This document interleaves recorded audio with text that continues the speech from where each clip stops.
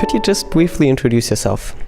My name is Angela Kocze. I'm a sociologist, and I was a former director of the European Roma Information based in Brussels, as well as the former Human Rights Education Director in the European Roma Rights Center. And in these days, I'm actually a researcher at the Hungarian Academy of Sciences, and I'm also teaching at the Hungarian universities. Thank you for your time. You've just been sitting on the panel on Europe as a social space. What on that panel was an argument or idea that you find inspiring and new?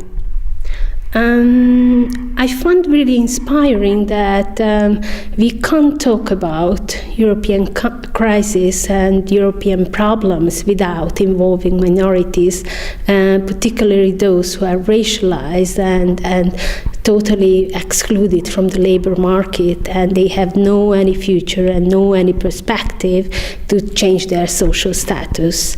And their voice are needed. Their voice need to be included in the European discourse. Mm-hmm.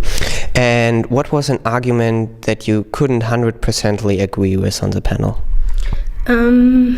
With the panel, I think I agreed with all of the paper, and I really enjoyed, because somehow I think all of us, we tried to approach from a different angle, and we brought a different case studies as well. Mine was particularly on Roma.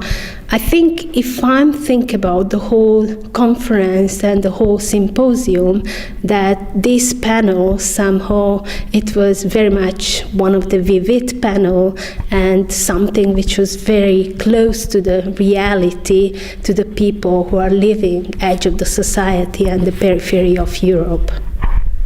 And one last question: what do you think is important for the future, future of minorities in Europe?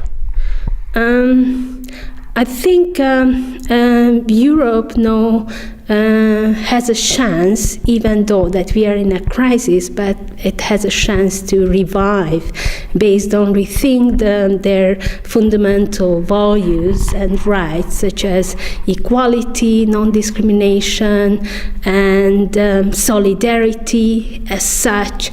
And through this exercise, I think European Union would able to legitimate again their role in a member states countries as well. Thank you very much.